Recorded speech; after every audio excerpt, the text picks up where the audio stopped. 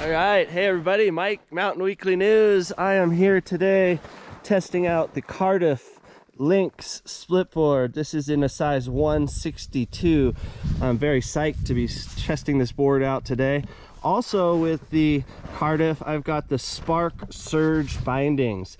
I'm using the Spark Surge bindings today, and you know, it's a little bit more of a stiffer big mountain binding. Spark says it's for guys, you know, 200 plus pounds. What I did is I went ahead and added the 3M pads to those. Definitely a must-have with riding Spark bindings, especially a binding like this. So basically, you know, this is a much stiffer binding than I would normally use. So today, you know, I'm hopeful that it's going to work really well, but I'm really not going to judge the board too much on performance if for some reason it doesn't. If it works well, then I know everything's kind of working the way it should. So anyway, got the sled up and running again. Beautiful day. I do think today is probably going to be the last day out here. It was, I think, going to get into 45 down in Jackson today and into the 60s, but if you look, looks like there's still some powder out there, so we shall see. Okay, so I'm gonna go ahead and switch over. Right now I have the board in ride mode because I snowmobiled in and it's easier to put the board on. For the Spark Surges, they actually updated some stuff next year. They've got a little bit different mechanisms in here. It basically operates still the same, but some better materials. Simply lift up and then pull off to get the binding off. If you noticed, it kind of stuck a little bit on these fillet pucks that I'm using. Once they wear out, they're a little better. On this one, again, you're gonna lift up. We're gonna lift the binding off. Sometimes that can be hard if you're out in really deep snow.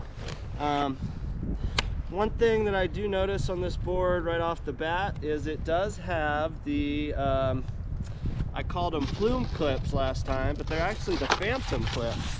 So, as you can see, it's got phantom clips here and then phantom clips on the tip and tail. What I like to do is, you know, put my boards in.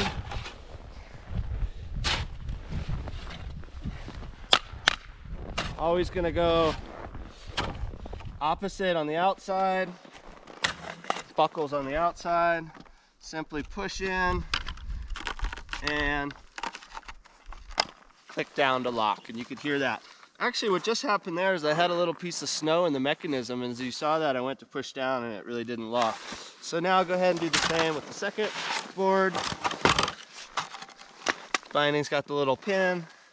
Just kind of go in and push down and lock. Kind of clicked in that time.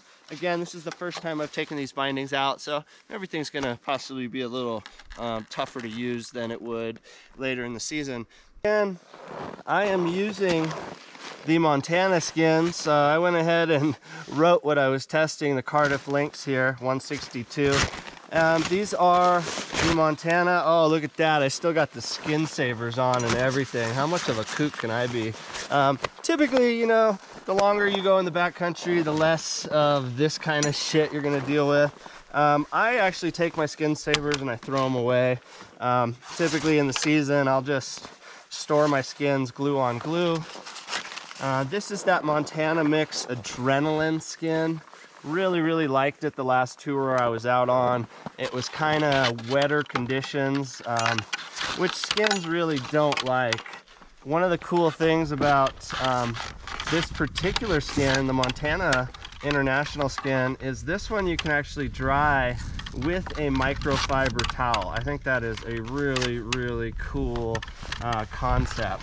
Haven't tried it yet, but that definitely is something that they are advertising. So one of these days I will try and come out here with a microfiber towel. I really try and take that little bit of extra effort to get your skins on. Get them on really nice. Don't rush this process. You know, typically you're going to be putting your skins on in the morning, right? Before you go out. And so you've got some time to dilly-dally with this. When you get to the top of the mountain, you're typically ripping your skins and then getting ready to snowboard down. So really just take that little bit of extra time. And as you can kind of see in the video, what I'm going to do here is I really make a point to flatten out any air bubbles. I just went through the bottom of the split board here a minute ago, and I removed all that little extra snow that kind of got frozen on during the snowmobile ride. And so again, you're gonna go ahead and just flatten it out. I just use my hand, go through the edges, make sure you don't have any bumps. If you do, it's typically either gonna be an air bubble or you've got some sort of piece of gunk that's underneath your skin. And actually, I think I found that right here as I did that. So let's pull it up. Nope, just being a little sensitive. But so typically it'll be something like, you know, pine needles or some dirt. Skins are really good at picking up dog hair as well. So if you've got a dog, I would say your odds of your skins failing are going to be much higher than somebody that doesn't. As I talked about in the last video, Montana International uses these great clips on the front. They really wrap around nicely. And then on the back, they've got a similar style for their tail clip. Definitely make sure that you've got your tail hook out of the way. But so that is a really, really nice fit. And as you can see, it's just a great cut all around. All right, on the skin track again. Board's touring well. It's Cardiff Lynx, Montana Adrenaline skins, and Spark Surge bindings. I don't know if you can see it. That's where I'm going. Way up there. There's like a couple runs I really like. A couple that I haven't put on the video yet, so try and go do those today. Well, it's gonna be good. You can see my old skin track in front of me. Pretty psyched to actually be able to just follow it up. One thing though is I came out here by myself, and so if you notice, the track's a little uneven. See how it's higher here and lower here? So what you want to do is, if you're number 2 in the skin track, or if you're going back up on your second skin track, you want to step down on this piece of snow anywhere where it's high, and then you look back, and then you've got a perfect skin track. So on the way up today, I'm going to make a point, anytime I come to a spot that's a little more elevated, right here, I'm going to really step down on it. And it's really easy to actually go into my existing skin track and just to keep trenching that lower and lower. But instead of going all the way up, I put the weight here. Put the weight here. Knock down that little pile. And again, now I've got a perfect skin track all the way in and out. So just be mindful of that when you're putting skin tracks in. As I talked about, what if my mom was behind me? What if one of your friends was behind you? So stuff to consider. Well, it's been cold and clear the last few nights, and because of that, I got facets. And one of the good ways of identifying facets is the little crystals in the snow. But the easier way, facets bounce, and you can hear them.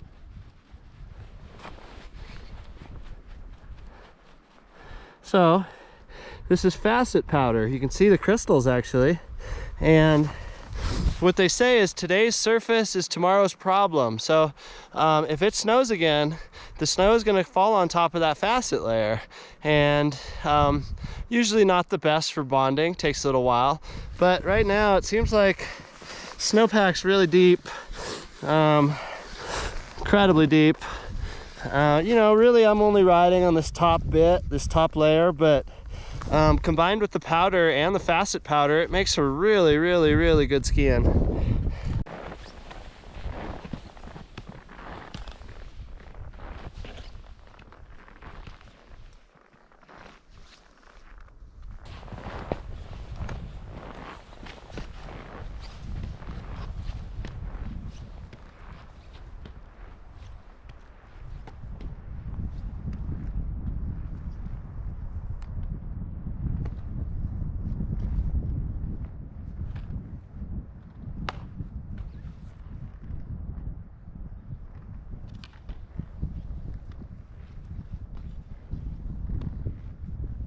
Hey, I made it to the top.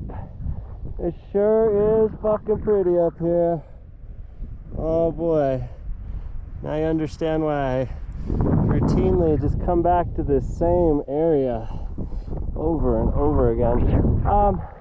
As I was up top, the wind's gusting a little bit, and I was kind of noticing a little bit of slabs, potential wind slab. So what I like to do, we teach this in avalanche courses, is find mini terrain, micro terrain, and something like this, like a little cornice, obviously not out at the very end, but something like this. I'm just going to kind of come over here, and I'm going to walk. I'm going to put some pressure and just see if I can hear anything. Okay, so that kind of popped a little bit. That looks like it's the new snow. Doesn't look like it's a very consolidated slab. So that's probably all the new snow that we've had lately. And then obviously, since it did it there, I would expect the same thing to happen here.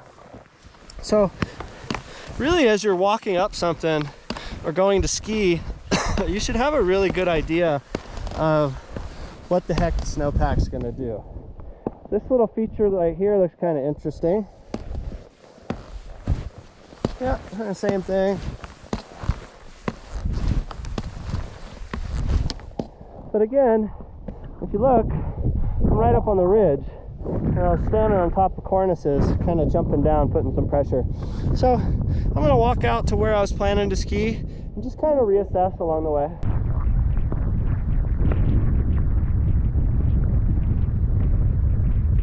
When you're walking up on top of a mountaintop, you always want to be mindful of where the cornice is and where it actually starts. I know this ridge pretty well, and I know there's rocks over here, and I see the cornice over here. I'm pretty much going to stay in the middle. You wouldn't want to be standing on snow and actually be standing on air above a cornice. So always just kind of, when you're up on top of the ridge, just be a little farther back of the cornice. You know, maybe as you're getting ready to drop in, you can kind of approach more if you're doing a ski cut or if you're cutting with some rope. But overall, kind of avoid the entrance. Well, it looks like I lost the clip, but the skin stayed on, which is nice. That definitely says something about the skins. Okay, I got to where I wanted to drop in. I'm actually going to turn around and go back a little bit to a safer entrance. This is what I'm kind of seeing. There's rocks right here, so I assume that these little holes are rocks as well. And it's definitely got a lot of wind loading that you can see. So I'm going to come in from over there, and then if it's safe, I'll cut over this direction, and I want to ride this looker's right hand line all the way down, and then the valley floor you can actually see my tracks from last time. Okay, well, it's windy. You know, the lower your splitboard, the more efficient you get at all this, because I'll tell you what, when the wind's hitting you in the face like this on the ridge line, fucking less than pleasant. But hey, I could be sitting at the office today. You probably can't even hear me because it's fucking so windy. But once again, do my skin fold.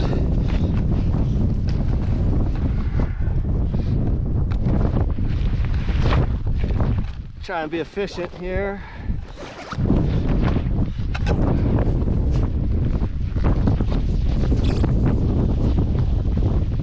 Really enjoyed touring today on that setup. Cardiff Lynx Splitboard, Spark R&D surge binding.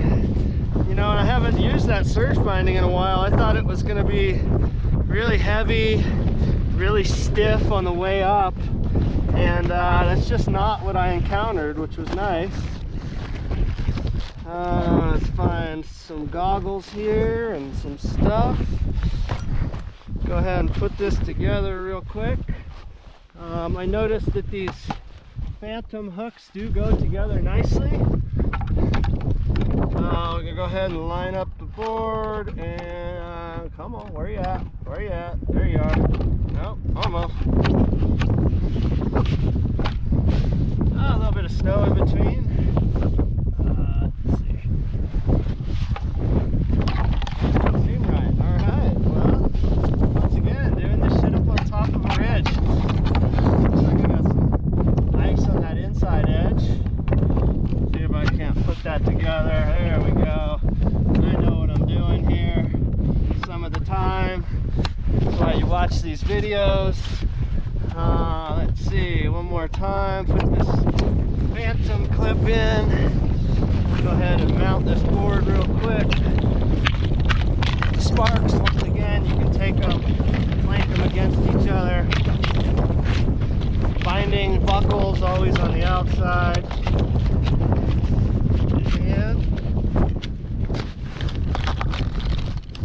And that was kind of stiff going on.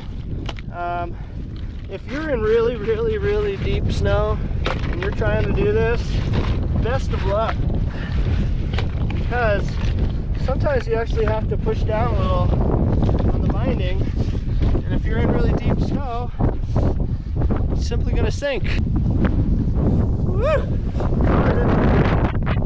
Snowcraft.